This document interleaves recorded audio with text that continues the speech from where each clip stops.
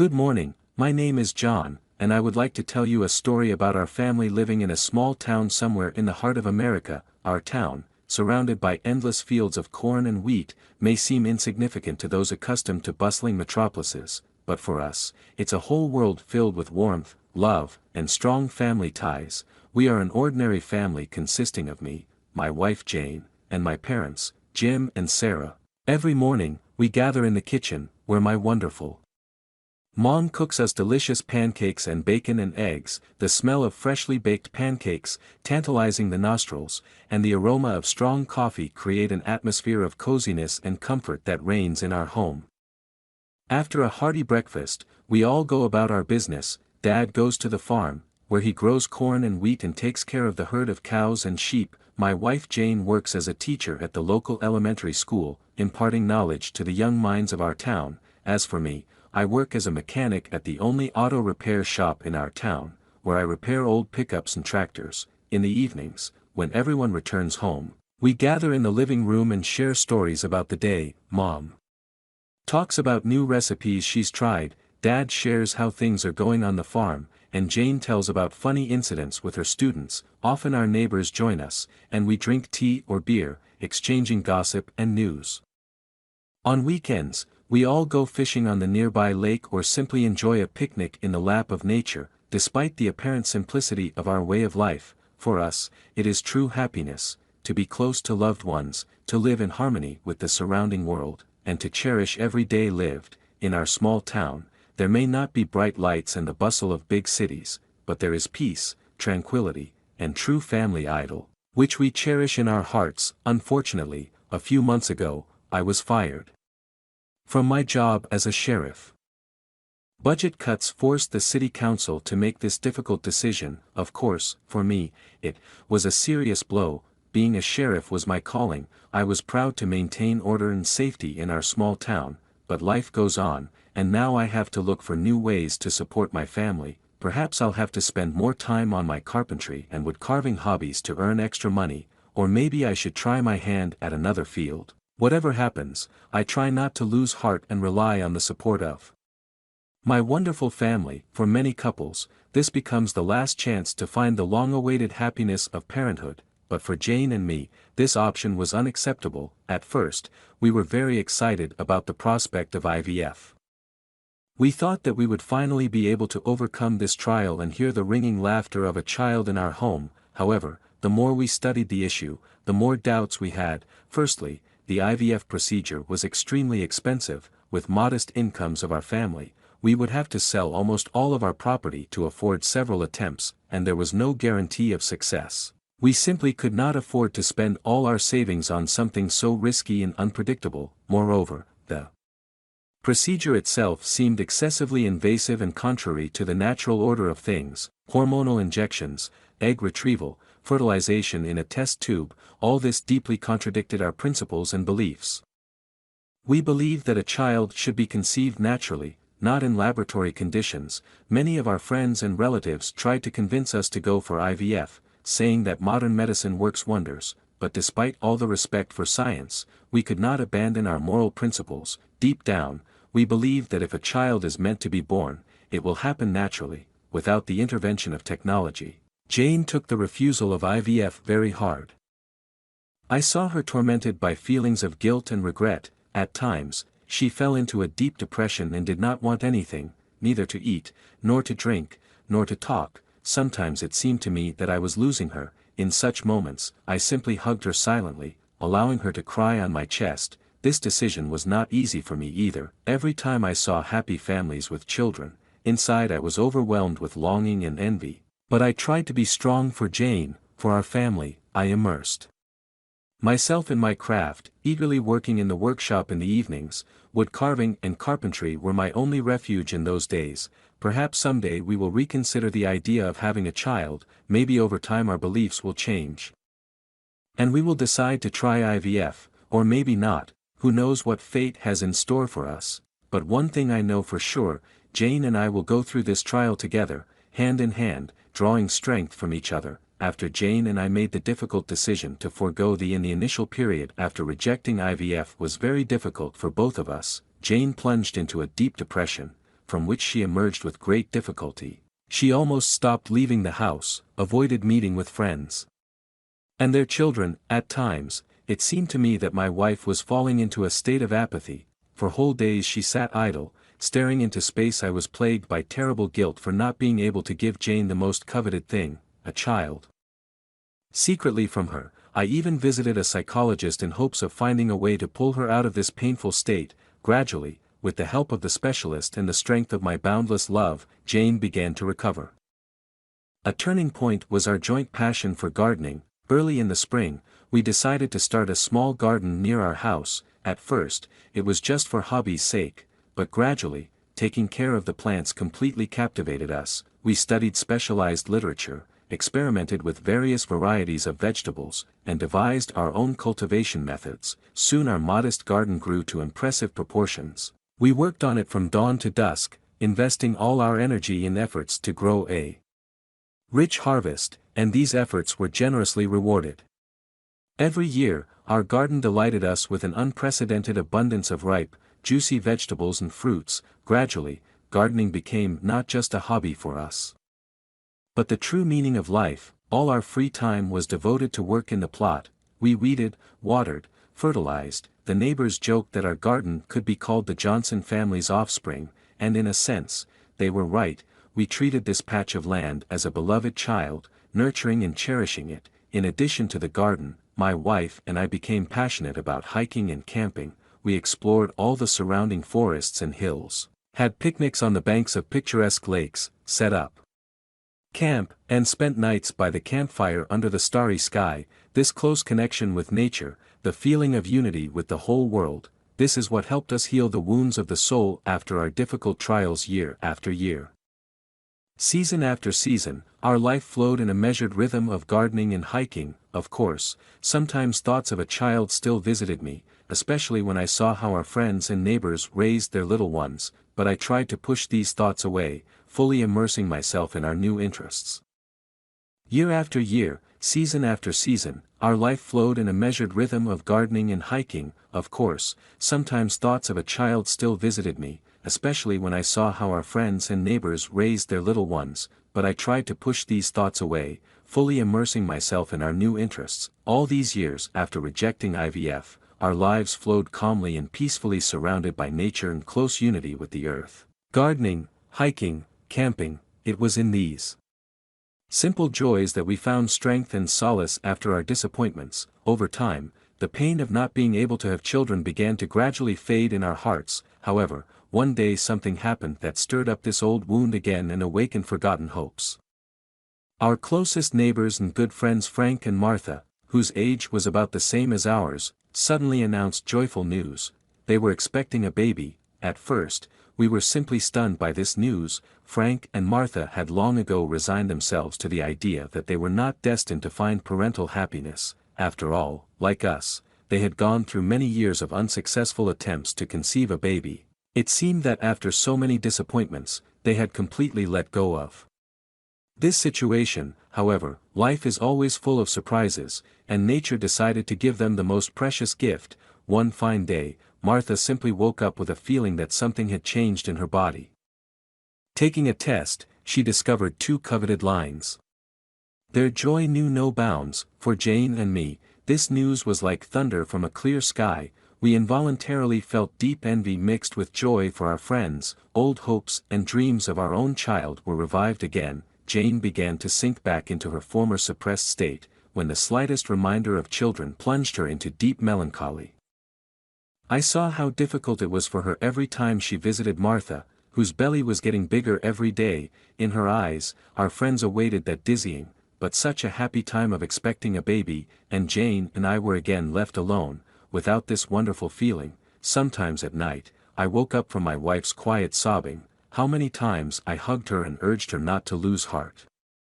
After all, we coped so well with our misfortune, giving ourselves up to new hobbies, but all these efforts helped only for a while. The bitterness of realizing our own infertility did not go away. Strangely enough, it was Frank and Martha who became our mainstay and support during that period. They deeply sympathized with our suffering. Understanding perfectly what we were going through, Martha regularly invited Jane for walks, shared her impressions of pregnancy, and Frank often dropped by my workshop to discuss men's topics over a beer. Thanks to their warm friendship and support, a spark of hope reignited in our hearts. If even friends their age were fortunate enough to have this miracle, then everyone has a chance. And one day Frank decided to take a bold step, to persuade Jane and me to consider another path to parenthood. After Frank and Martha announced their long-awaited pregnancy, hope for having our own child flared up in our hearts again despite past disappointments and rejecting IVF. We still secretly cherished this dream, and our kind friends did everything possible to support us and steer us in the right direction. It was Frank who first suggested seeking help from a psychologist who could help us cope with the years of accumulated emotions and trauma. Initially, the idea of therapy sessions seemed out of the ordinary to us. In our rural area, it was customary to solve problems with the support of only the closest ones, without airing dirty laundry in public. However, when our friends told us that they themselves had been practicing similar sessions for a long time and that it had incredibly helped them, we decided to follow their advice. Frank recommended his psychologist, a very experienced and sensitive specialist from the nearest town. The first few sessions of individual therapy were very difficult for us. We had to relive all the agonies and sufferings due to the inability to conceive a child, remember the years of futile attempts and emotional struggles, accompanied by depression and despair. It was especially hard for Jane. At times she refused to go to the psychologist altogether, but gradually, the regular sessions began to bear fruit with the help of the specialist. We were able to realize and work through many suppressed fears, complexes, and forgotten grievances. We were helped to look at the situation from a different angle and see new perspectives. Soon Frank and Martha joined our sessions. Now we practiced joint sessions, where we could freely discuss all the intricacies and nuances in attempts to find parental happiness, sharing our stories, experiences, giving each other advice. This became a new milestone in our relationships, the joint psychotherapy sessions we attended with Frank and Martha turned out to be an incredibly valuable and important experience for us. The specialist who directed us was a very experienced and thoughtful psychologist named Ben. It was thanks to his wise advice and delicate approach that we were able to make significant progress in realizing and working through many deep-seated issues. Ben told us that the main obstacle on the path to parenthood often becomes not physiological reasons, but psychological barriers, complexes, and fears that have been accumulating for years. The disappointments experienced, the pain of failures leave deep scars in the subconscious, which are then difficult to overcome.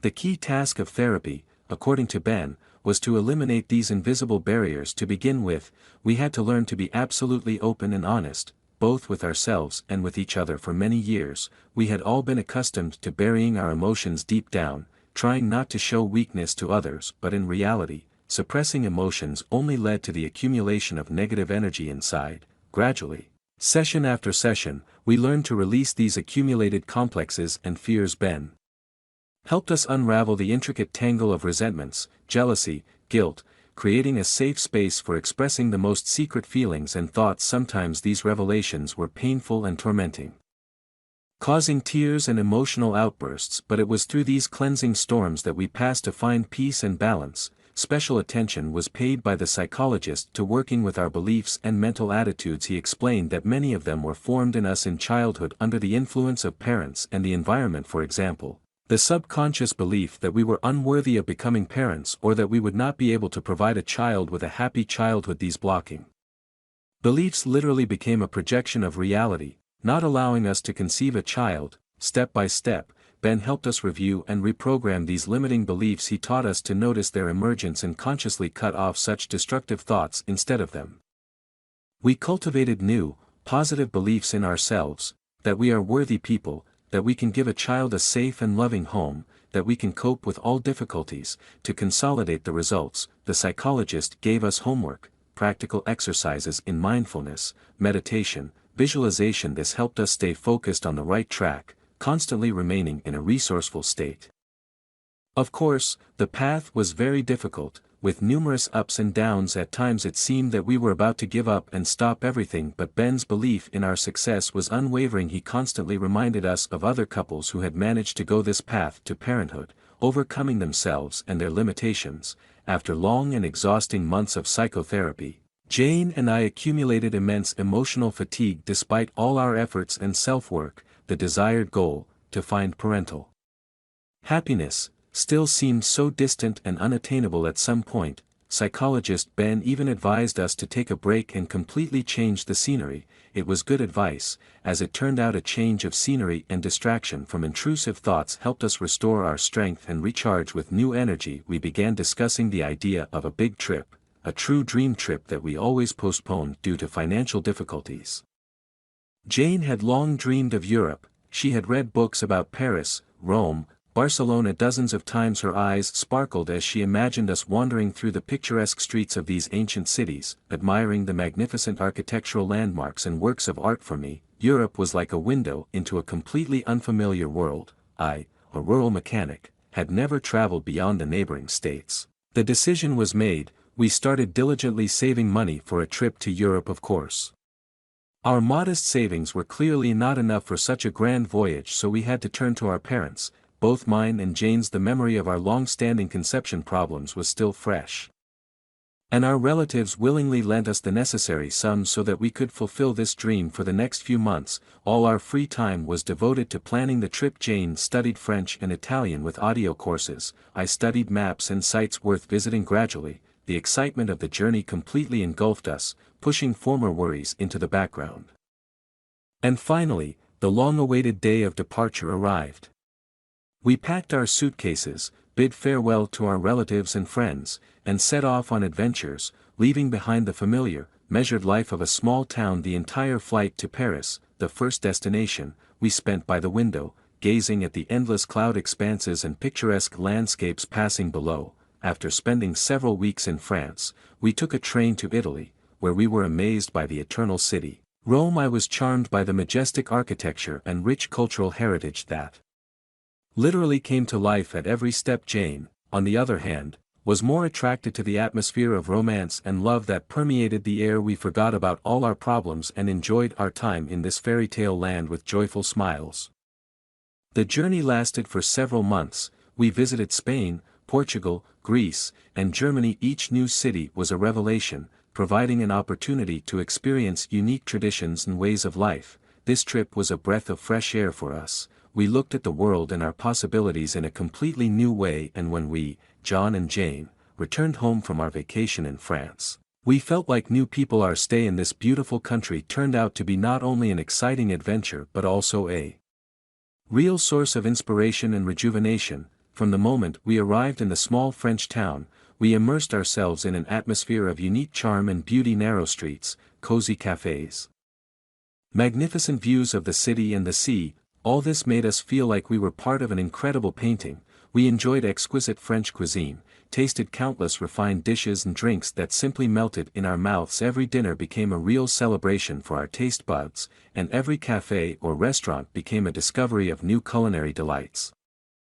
However, our vacation in France was not limited to culinary delights. We visited museums, galleries, and historical landmarks, immersing ourselves in the rich cultural history of this amazing country. Each new day brought us amazing discoveries and impressions that will stay with us for a lifetime. But perhaps the most valuable thing we received from our vacation was the time spent together. In the hustle and bustle of our everyday lives, we often get lost in tasks and worries, forgetting to enjoy simple moments together. However, during our vacation, we were able to enjoy each other's company, found time for serious conversations, and simply enjoyed each other's presence. And when it was time to return home, we felt completely refreshed and inspired. We brought back not only wonderful memories and photos but also a feeling that we are ready to overcome any difficulties that may arise on our way. Returning to our American ranch in the countryside, we still felt the warmth and coziness of our home, but now we saw it from a new perspective. Every corner, every landscape, even the most ordinary moments became special and valuable to us. We reminisced about our vacation with a smile on our faces, knowing that these memories will stay with us forever. Our vacation in France not only gave us the opportunity to relax and enjoy new experiences but also brought us closer together, strengthened our relationships, and gave us new ideas and plans for the future. So, even though our vacation has come to an end, we feel that a new chapter in our lives is beginning. We are ready to face the challenges of the future with confidence and optimism, knowing that together we can overcome any difficulties.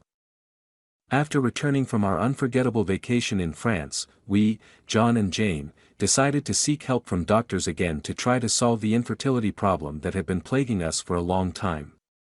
Our vacation was not only a time of rest and recovery but also inspired us to make new decisions and take action. We consulted specialists and underwent a series of examinations and consultations to determine the causes of our problem. Each visit to the doctor was filled with hope and anxiety as we searched for answers and solutions. The doctors offered us several treatment options, and we discussed them together. Taking into account all the pros and cons, we realized that we were facing a difficult path.